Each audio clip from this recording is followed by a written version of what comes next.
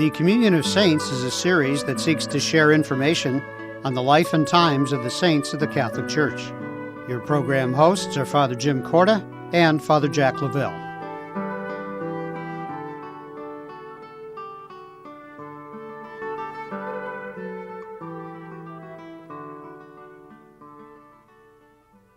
Hello and welcome to Communion of Saints. I'm Father Jim Corda. And I'm Father Jack Lavelle.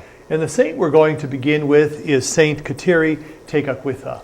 She is an Algonquin Mohawk, and she was lovingly referred to as the lily of the Mohawks, probably for a number of reasons. A lily being a sign of purity. Kateri was a virgin.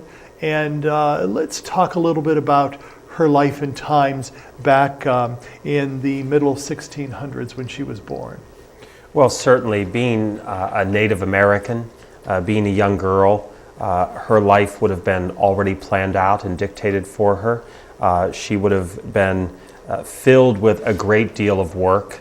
The young men, the young Native American boys, they would have been on their training to hunt, to fish, to provide in that way. But we know that there's a great deal of work in the Native American girl's life. It's not just fetching water and baking things, but they too have to provide a great deal. At one point when the men might be off hunting for buffalo or for any type of meat so that they can have the skins for clothing and for the structures that they lived in and for food, the women many times are left to do everything else. And so it would have been a life of great austerity and great work, but also there would have been the social dictates, perhaps of who she was going to marry and what they expected out of her life. You know, when you said being a virgin, that was not the life that was intended for her very long. She makes it to be 24. That's part of the persecution that she goes through because she chooses a life that is absolutely foreign and contrary to what was expected of her, being, if we can use the phrase, a young squaw. And also, she experienced, along with her family, the smallpox epidemic. Her mother died of that. She herself was afflicted by it, and as a result, her very face was discolored and disfigured because of the smallpox disease. But it's interesting because there's this young woman who obviously had the light of Christ or God within her, because she felt drawn to this church, this new life. And so as a convert, being baptized on Easter Sunday morning, where she turned her whole life over to the Lord, was certainly foreign in her culture, because they would have been very polytheistic, but she chose this. And I know that as a consequence, or as a result, more positively, many other people became converts to Catholicism because of her example. Let's talk a little bit about just her own devotion.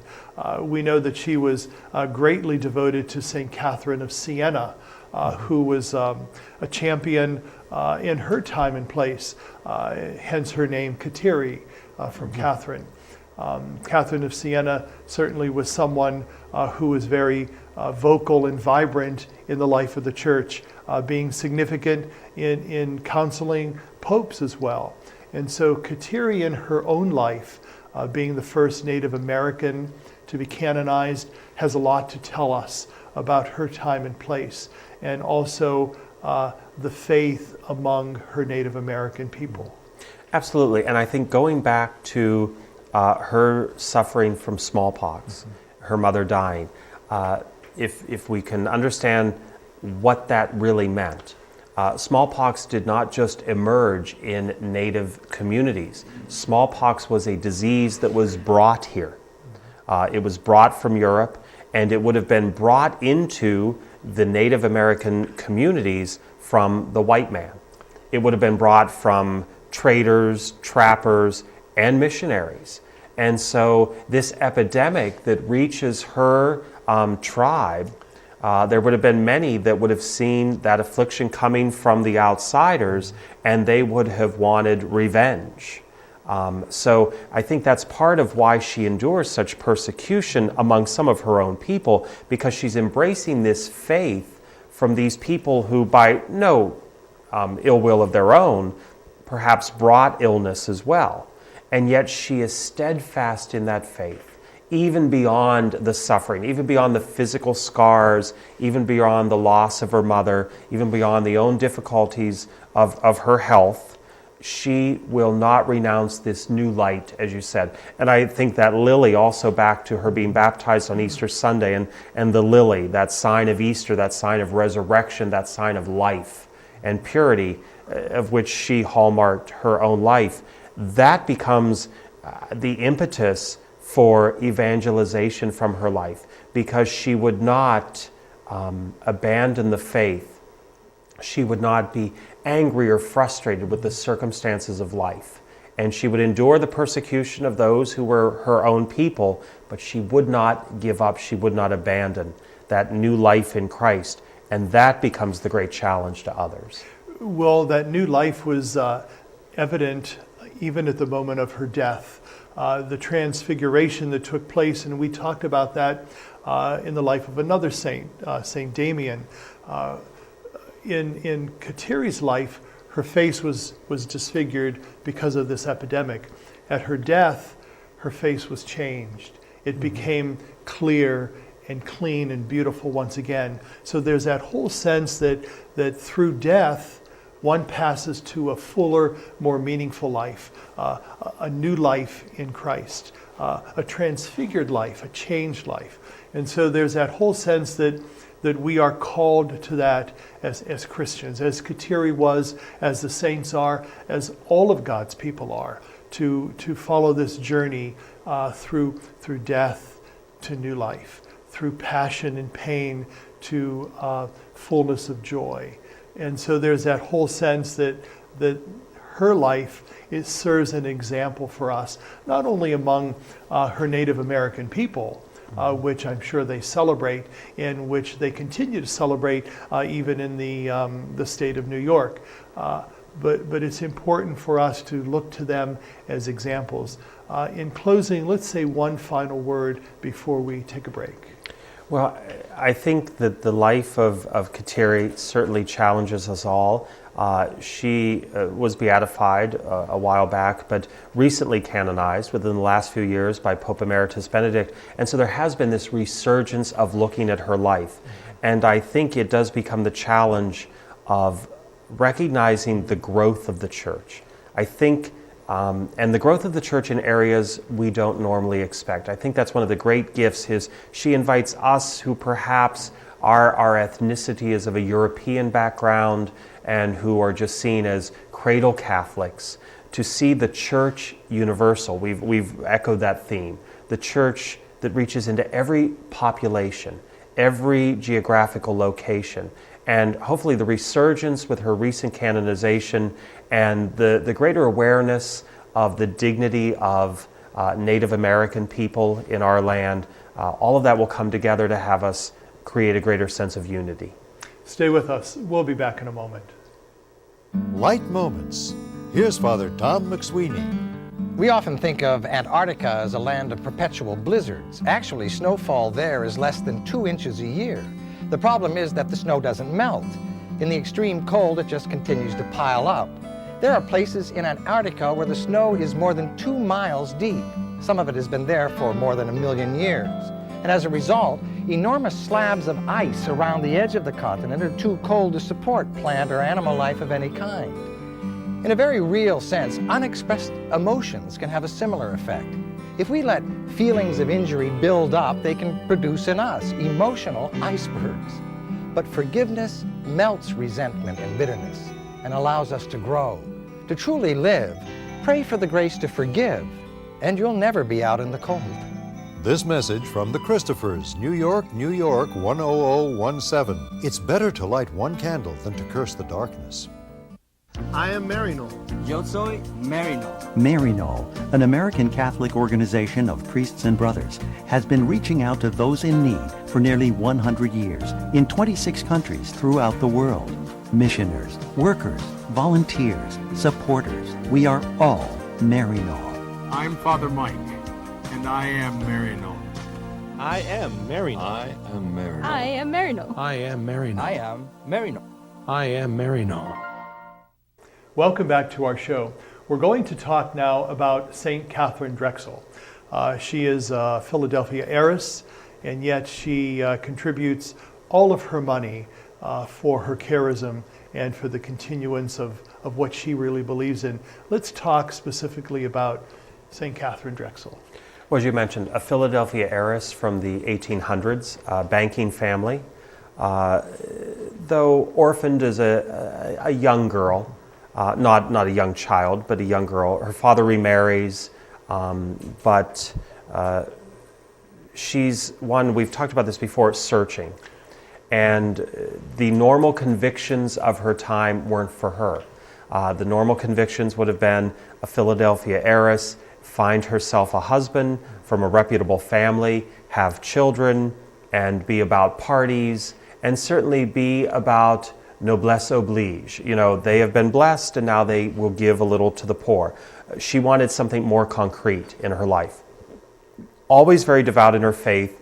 She travels, and because she is who she is, she has entree to the Holy Father. And so she visits Rome. She has an audience with the Holy Father, and she is discerning what her will might be. And she receives the challenge to really go and make a difference in people's lives. And so she rejects that life of marriage and wealth and prestige. And she, as you said, uses her money, which in today's dollar value is $400 million. So she was not just average wealthy. She was big time wealthy. And she uses that money to establish a religious community and ultimately to establish many institutions dedicated to the least among us. It's interesting because her community is the Sisters of the Blessed Sacrament, specifically for Blacks and Native American peoples. And so, you know, we discover this in the lives of many saints. They have a devotion to Jesus and the Blessed Sacrament. Hers is particular. It's primarily to Native Americans. It's to the Black people. It's to those whom society oftentimes has persecuted or downtrodden. And so there's this whole sense that her whole life and mission is to these people. And she shares not only, as you mentioned, her vast wealth, but also herself. And then creating this community that today continues to serve the Black and Native Americans. I know that many parishes around our country, many programs around our country have been funded through wonderful foundations in her name and also in her cause to specific causes for the Blacks and for Native Americans. We recently spoke of Kateri Tekakwitha and how she has, as a Native American, has a charism to them. But Katherine, in her own way, was charismatic to those particular peoples.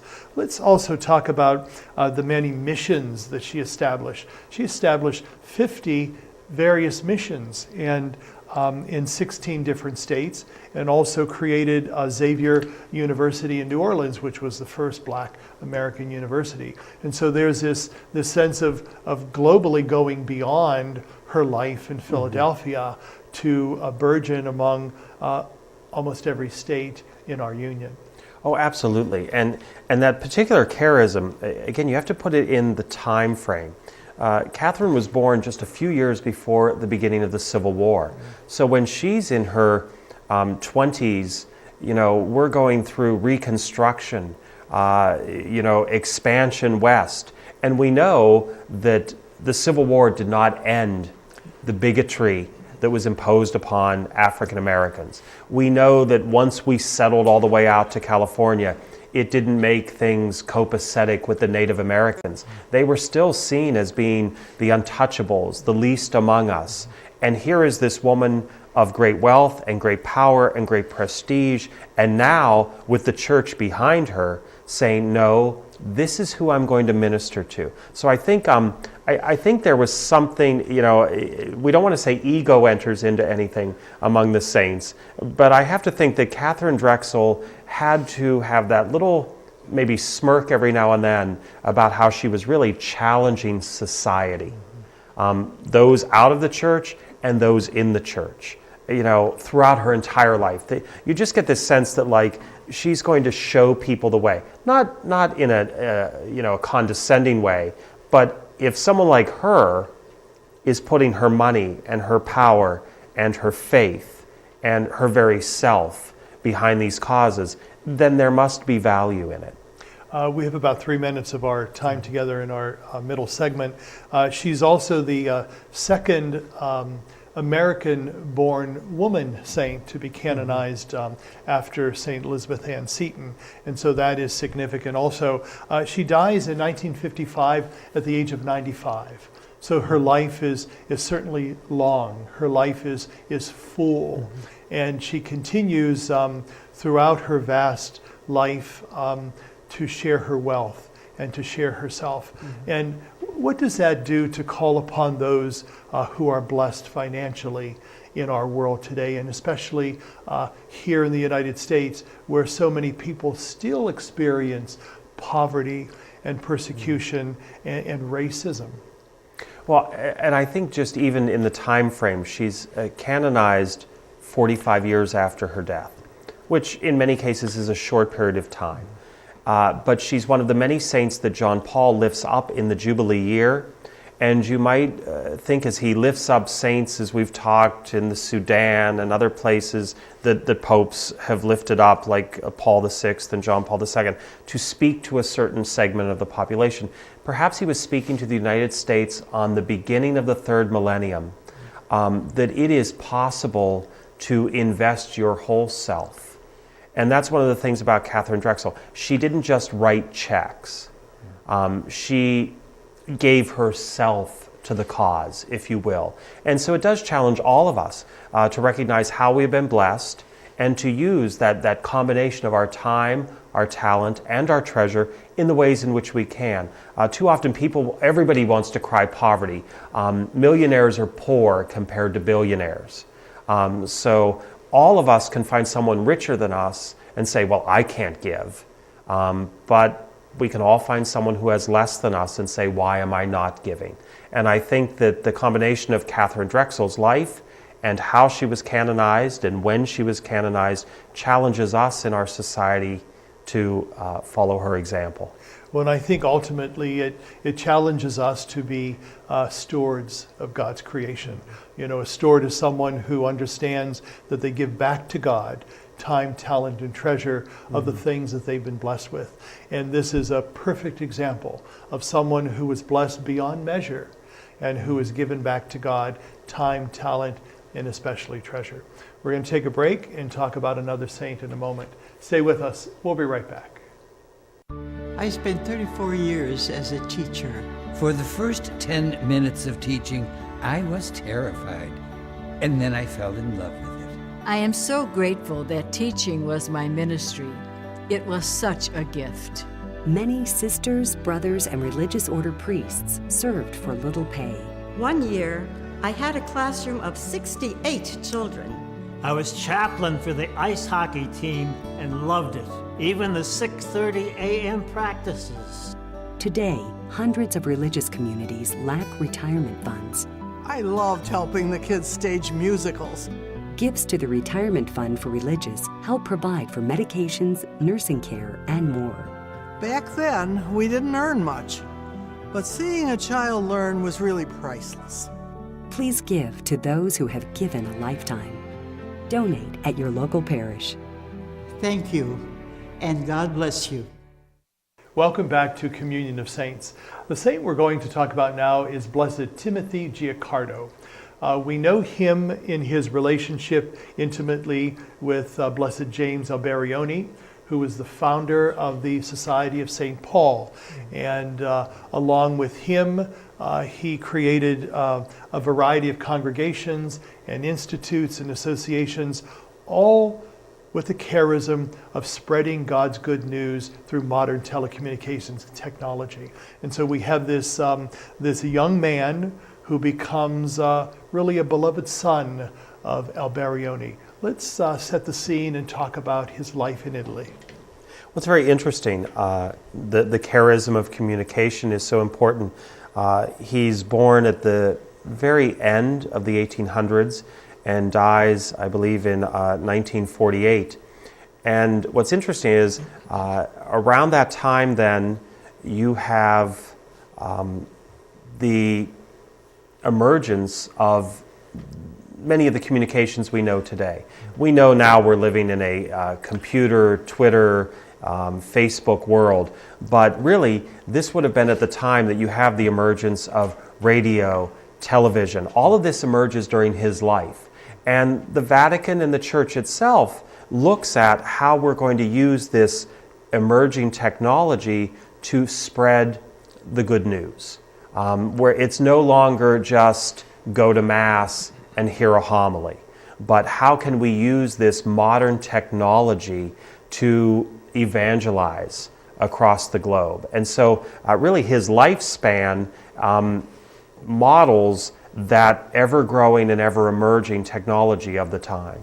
And we probably would be remiss if we didn't mention the Vatican document Inter Mirifica on social communication, really, which was the first document that was promulgated in Vatican II. And so this was what drove Giaccardo in his fervor and in his affiliation with James Alberione.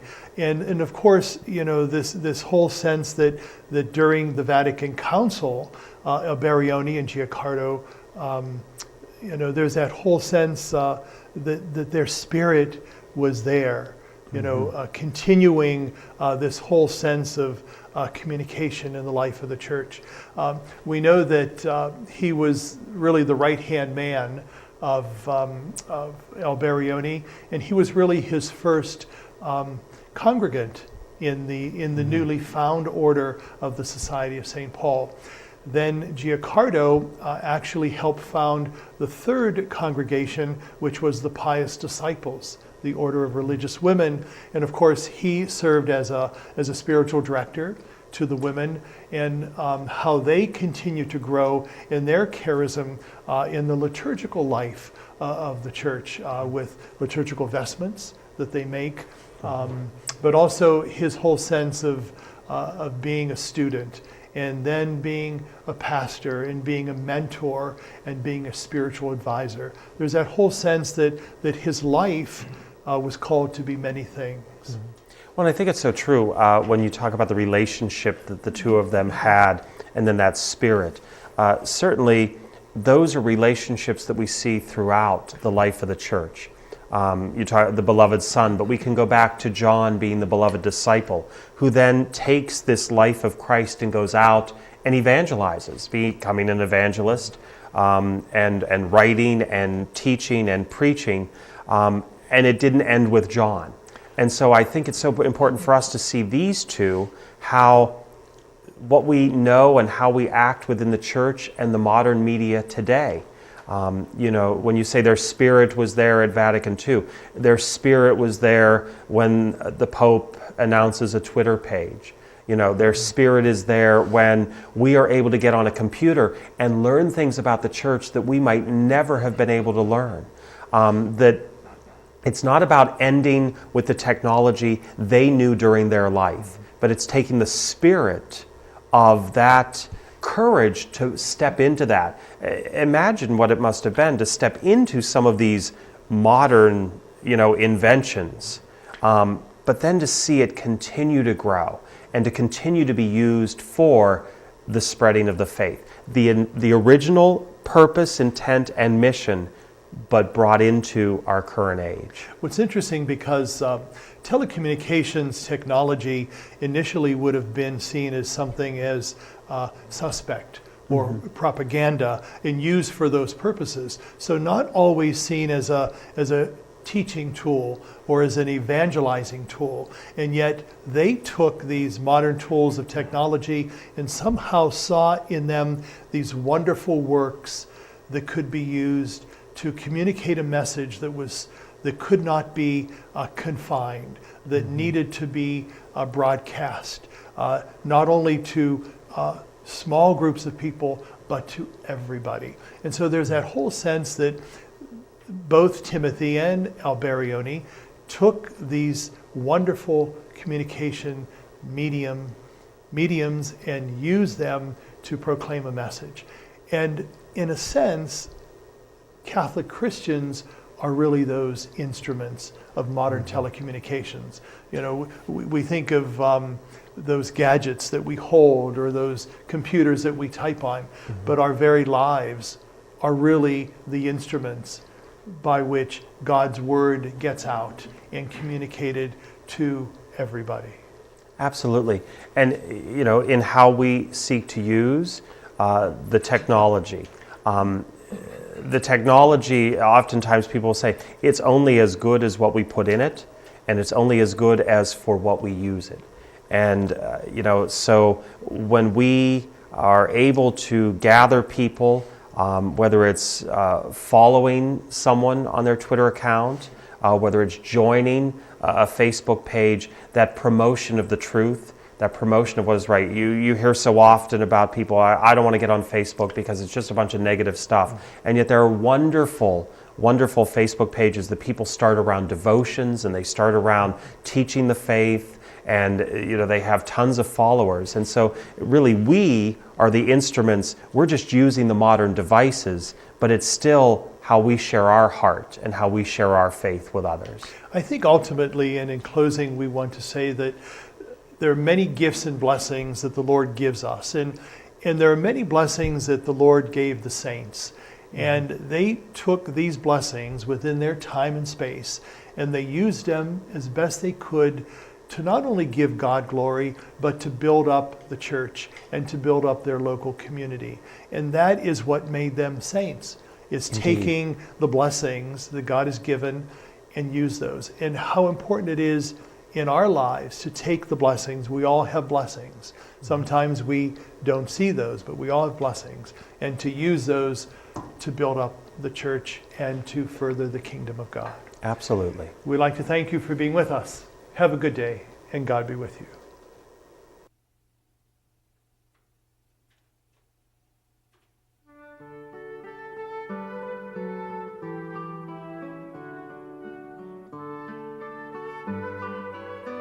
The Communion of Saints was a production of CTNY, the Catholic Television Network of Youngstown. Your program hosts were Father Jim Corda and Father Jack Lavelle.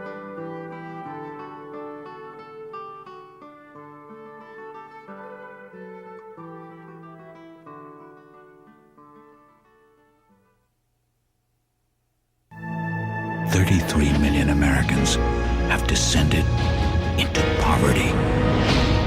And as their futures fall, so does our nation's.